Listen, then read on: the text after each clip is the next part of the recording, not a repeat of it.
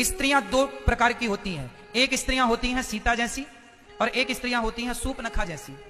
तो आप जो सीता जैसी, अनसुईया जैसी, सती सावित्री जैसी स्त्रियां हैं, ऐसी माताओं के तो मैं पांव की धूल अपने माथे पे सजाता हूं। और जो स्त्रियां सूर्पनखा जैसी हैं, उनसे मैं प्रत्येक पुरुष को सावधान करूंगा।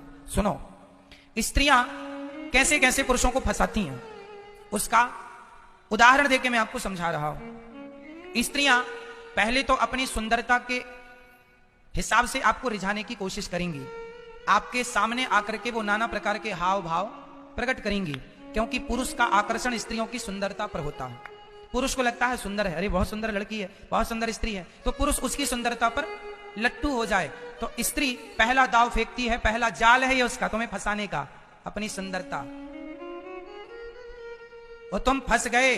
भाई ये बताओ, सूर्पनखा राम जी के पास आई थी राम जी को फंसाने, तो कैसी बन के आई? सुंदर बन के ना आई। तो स्त्रियों का यही तो धन है। ईश्वर ने जरा सुंदर बना दिया तो देखो, अरे तुम्हारी सुंदरता केवल तुम्हारे पति को रिझाने के लिए होनी चाहिए, किसी भी पुरुष के लिए सुंदरता नहीं है। अपनी सुंदरता छिपा के रखो।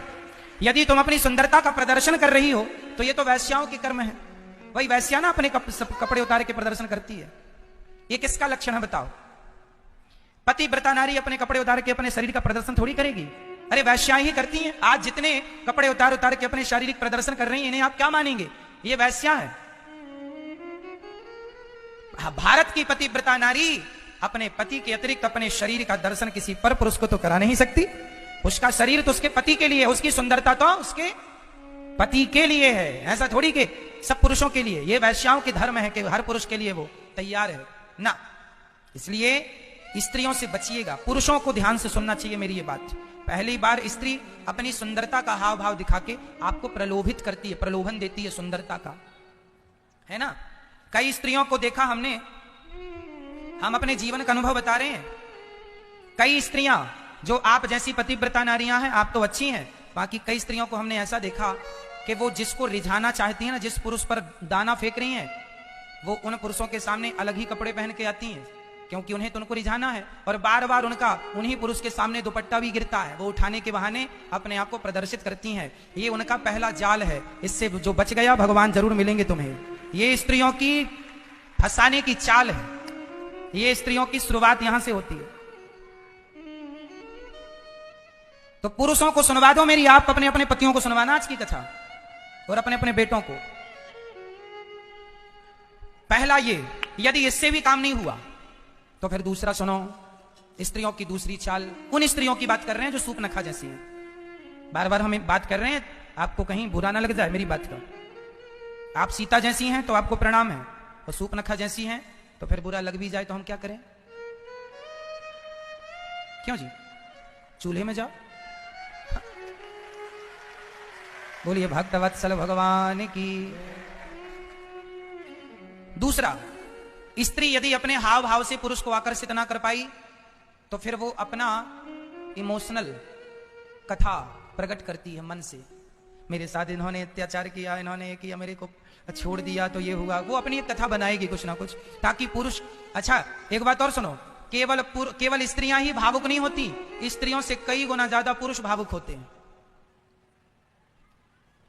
स्त्रियों से कई गुना ज्यादा पुरुष भावुक होता है, और पुरुष उसकी भावना में पड़ करके।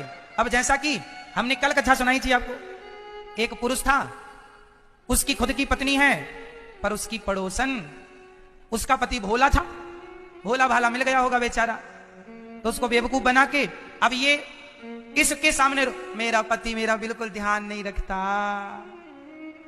मेरे तो किस्मत फूट गए, भाग्य फूटा है, पति सुनता ही नहीं। जबकि भोला है, साक्षात भगवान है, पति है, अच्छा है, सब प्रकार से ठीक है, लेकिन ऐसे तो परपुरुष से संबंध रखना है तो बात कैसे बने? ऐसे दूसरे के पति के सामने जाके रो रही है, मेरा पति तो ठीक है।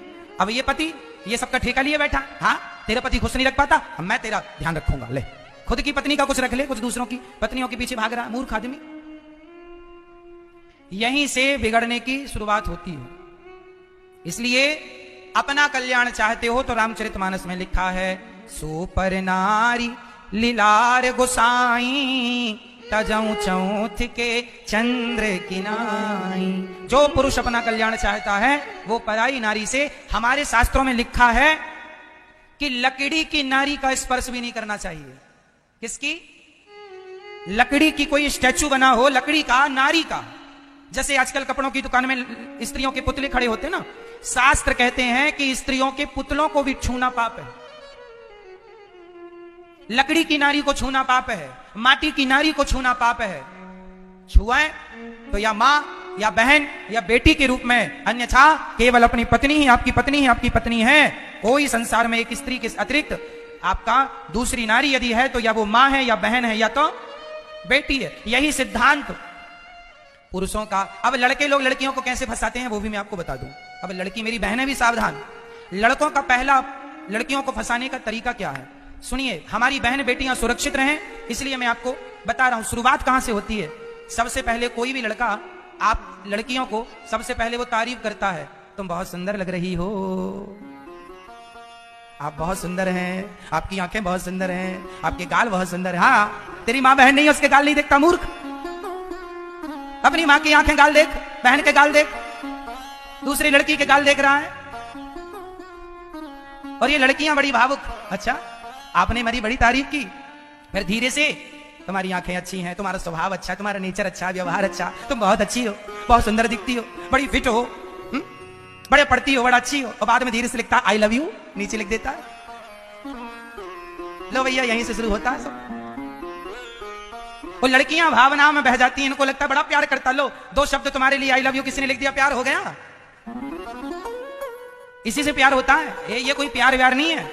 ये दुनिया, मेरी बहन बेटियों कान खोलकर सुन लो, कोई तुमसे प्यार नहीं करता, तुम्हारे शरीर से लोग प्यार करते हैं। शरीर की हवस पूरी हो जाएगी, छोड़कर चले जाएंगे, तुम रह जाना रोती हुई। इसलिए पढ़ लो बेटा, पढ़ लिख के योग बन जाओ, पैसा कमा लो, नाम कमा लो, इज्जत कमा लो, माँ बाप का नाम रोशन करो, देश के लिए काम करो। शादी के बाद जितना प्यार करना है अपने पति से करना, कौन रोका है? यही धर्म है हमारा।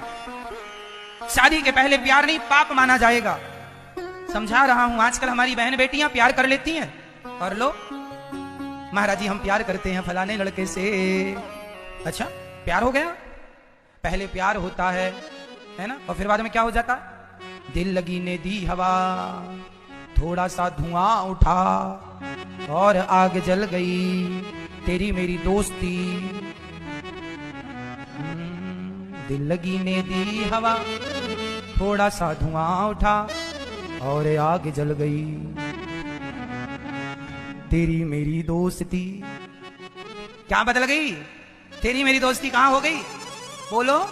तेरी मेरी दोस्ती प्यार में बदल गई। अरे डायरेक्ट प्यार नहीं होता, पहले लड़का लड़की दोस्ती करते हैं, फिर वही दोस्ती उनका प्यार हो जाती है, फिर वही प्यार उनका दुष्कर्म बन जाता है, और फिर वही सारी जिंदगी लड़की के दुख का कारण बन जाता है। सारी जिंदगी रोती है। इसलिए संबंध केवल अपने पति से, अपने पति के पास जब जाओ तो आप अपने पति के सामने गंगा की तरह पवित्र ही रहना। और यही धर्म पुरुष का है कि आप अपनी पत्नी के पास जाओ तो गंगा की तरह पवित्र, तुम पवित्र आत्माएं जब मिलेंगी तब पवित्र सोच वाला तुम्हारा बच्चा पैदा होगा, अच्छी सोच वाला। और तुम पहले ही यदि आप अपने मन को भटका चुके हैं, अपना चरित्र बिगाड़ चुके हैं, तो तुम्हारी संतान चरित्रवान नहीं हो सकती। चरित्रहीनों की चरित्रहीन ही होगी। तुम कौन से चरित्रवान हो? इसलिए कहां हो आप? कितने गहरे पानी में?